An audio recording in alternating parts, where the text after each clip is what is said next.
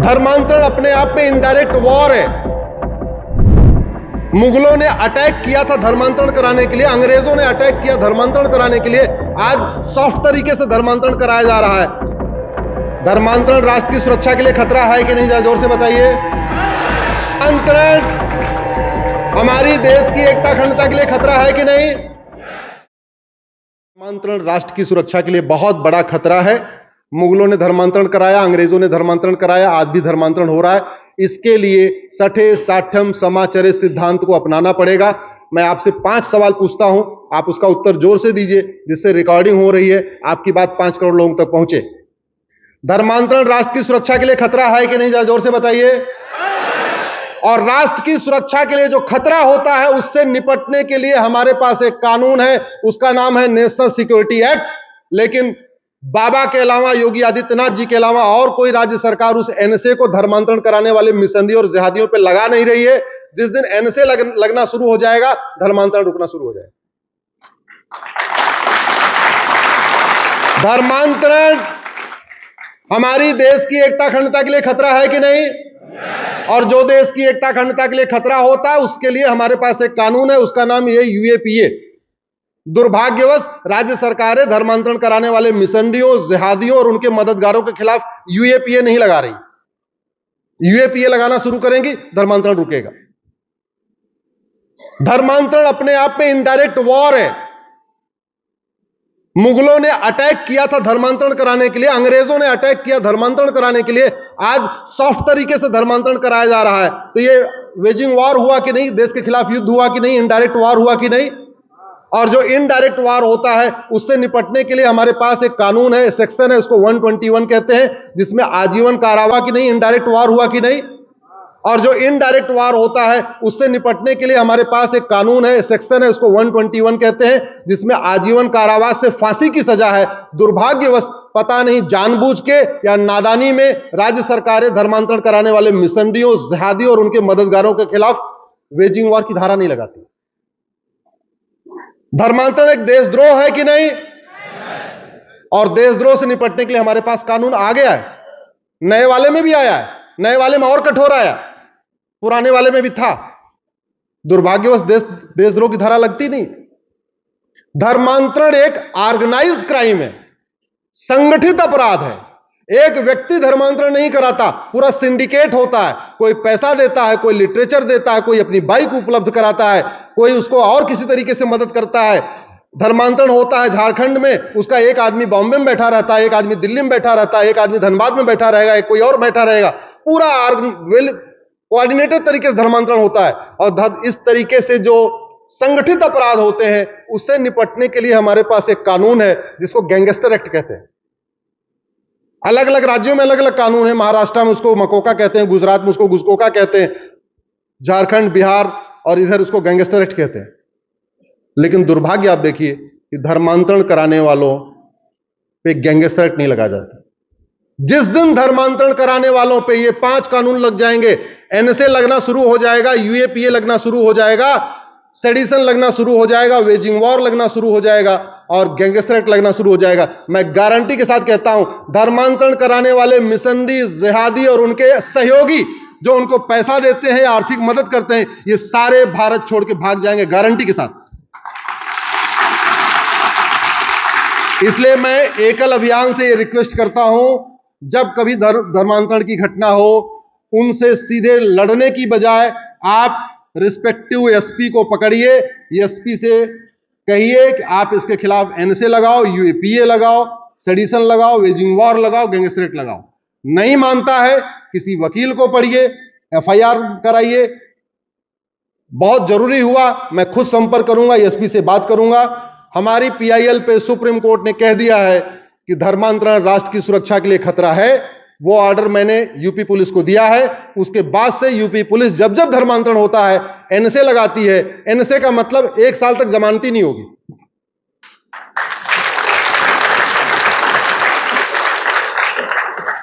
इसी तरीके से घुसपैठ, जो आपके राज्य की बहुत बड़ी समस्या है, आपके राज्य की डेमोग्राफी बदल रही है, इसका भी समाधान कानून। घुसपैठिए घूस दे के आते हैं, घूस दे के आधार बनवाते हैं, घूस दे के राशन कार्ड बनवाते हैं, घूस दे के ड्राइविंग लाइसेंस बनाते हैं, घूस दे के वोटर आईडी बनवाते हैं, सब कुछ घूस दे के कर लेते हैं। बाद में हमारे पास 3 डॉक्यूमेंट होता है, उनके पास 6 डॉक्यूमेंट हो जाता है। भ्रष्टाचार के कारण, घूसखोरी के कारण असम में एनआरसी हुई, फेल हो गई। और असम की एनआरसी जो हुई थी, वो वहां पे सर्बानंद सोनोवाल जी, जब वो सामाजिक कार्यकर्ता थे, सोशल एक्टिविस्ट थे, तब उन्होंने पीआईएल फाइल किया और उन्हीं के पीआईएल पे ऑर्डर हुआ और असम में एनआरसी हुई। और आपको जान के आश्चर्य होगा, जब वहां एनआरसी शुरू हुई तो वो खुद ही वहां के मुख्यमंत्री थे। जिसकी पीआईएल पे ऑर्डर हुआ एनआरसी कराने का, वही वहां का मुख्यमंत्री हो, अपनी तरफ से कोई गुंजाइश छोड़ेगा क्या? नहीं।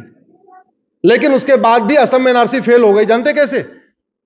पहले तो घुसपैठियों ने 5-5, 6-6 डॉक्यूमेंट बनवा लिए, और जब वो रजिस्टर घर घर जाते हैं बनाने के लिए, जब वो लेखपाल पटवारी कानून गए घर घर बनवाने, वहां उन्होंने फिर 2-2 हजार की नोट पकड़ा दिया।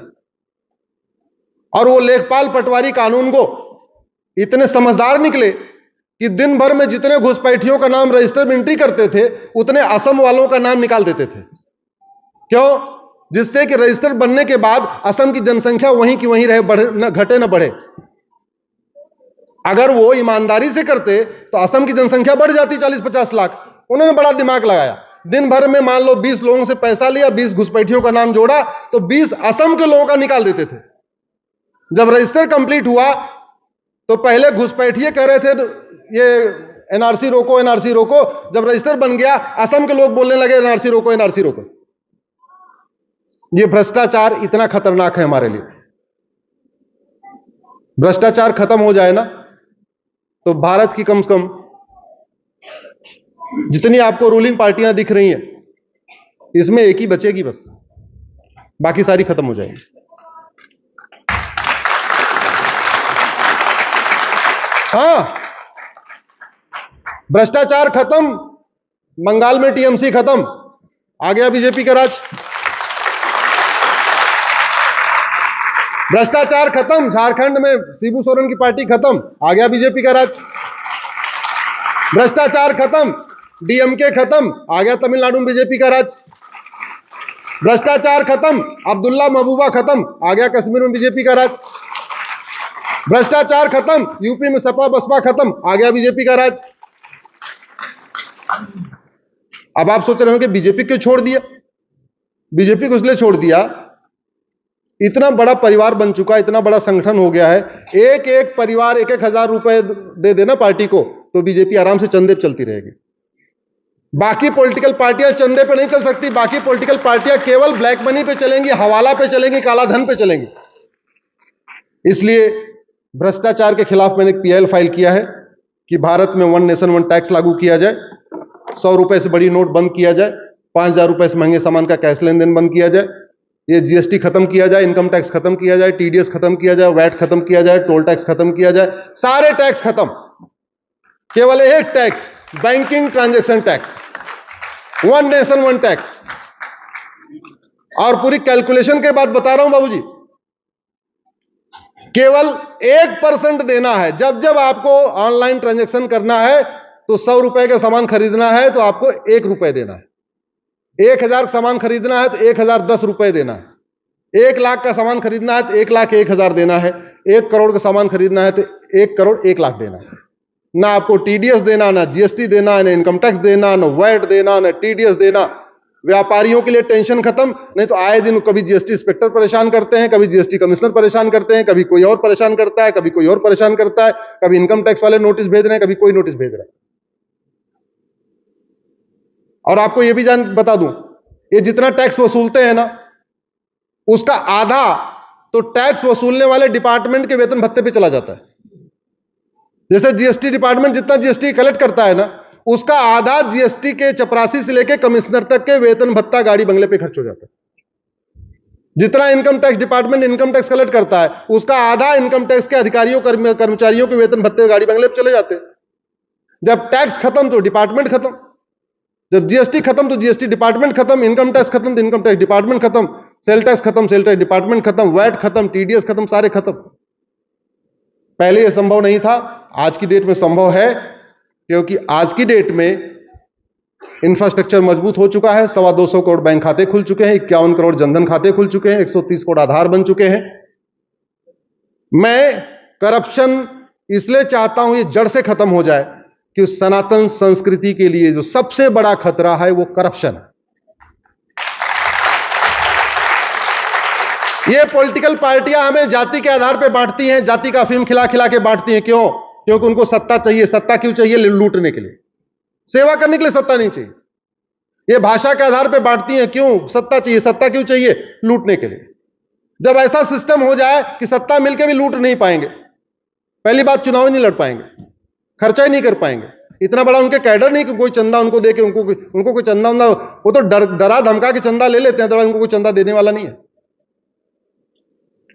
मेरा यह मानना है कि एकल अभियान इस मामले में भी अपनी भूमिका अदा कर सकता है। तो फिर से अंतिम बात मैं रिपीट करता हूं, कहीं मिस ना हो गया हो। फेसबुक पे जोड़िए, अधिक से अधिक जोड़िए। न भाषा देखिए, न क्षेत्र देखिए, न जाति देखिए। जाति, भाषा, क्षेत्र से ऊपर उठ के सबको अपने फेसबुक पे जोड़िए। आप जहां नहीं हैं वहां तो आप ही हैं, जहां सरकार नहीं है वहां तो आप ही हैं, लेकिन पूरे देश को पता चले कि एकल क्या कर रहा है। और जहां जहां राम रथ जाए उसमें हनुमान जी की मूर्ति जरूर रखिए अपने साथ। बीच बीच में जहां 1-2 किलोमीटर कुछ न दिखाई पड़े, किसी पेड़ के नीचे हनुमान जी की मूर्ति रख दीजिए। ऐसा मैं आग्रह करता हूं। तीसरी बात, मुझे लगता है एक अच्छा समय आ गया है जहां पे डिमांड करने पे सप्लाई हो रही है। जहां डिमांड पे सप्लाई हो तो डिमांड थोड़ा बढ़ाना चाहिए। बढ़ाना चाहिए, नहीं बढ़ाना चाहिए? बढ़ाना चाहिए। तो डिमांड करते रहिए। समान शिक्षा की डिमांड करिए, समान नागरिक संहिता की डिमांड करिए, घुसपैठ नियंत्रण कानून की डिमांड करिए, जनसंख्या नियंत्रण कानून की डिमांड करिए, अश्लीलता नियंत्रण कानून की डिमांड करिए, नशा तस्करी के खिलाफ कठोर नियंत्रण कानून की मांग करिए। और अल्टीमेटली जैसे वित्त मंत्रालय का काम है अच्छी वित्त फाइनेंस पॉलिसी बनाना, ऐसे कानून मंत्रालय का काम क्या होता है? अच्छे कानून बनाना। हमारे देश में एक्चुअली क्या हुआ, प्रैक्टिस नहीं हुई। जैसे हमारे देश के रक्षा मंत्री तो विदेश के रक्षा मंत्री से मिलकर रक्षा पे बात करते हैं, हमारे देश के वित्त मंत्री दूसरे अमेरिका के वित्त मंत्री से मिलकर वित्त पे बात करते हैं। लेकिन 2 डिपार्टमेंट को कभी मैंने देखा नहीं। ना मैंने भारत के शिक्षा मंत्री को सिंगापुर के शिक्षा मंत्री, जापान के शिक्षा मंत्री, अमेरिका के शिक्षा मंत्री से बैठ के आपस में शिक्षा पे आदान प्रदान करते नहीं देखा। ना भारत के कानून मंत्री को अमेरिका, सिंगापुर, चीन, जापान, कोरिया के कानून मंत्री के साथ बैठ करके कानूनों के ऊपर आदान प्रदान करते नहीं देखा। मेरा व्यक्तिगत मानना यह है 80% समस्याओं का समाधान कानून बना के या कानून बदल के या कानून खत्म करके हो सकता है। और कानून बदलने, कानून बनाने, कानून खत्म करने की कोई लागत नहीं होती।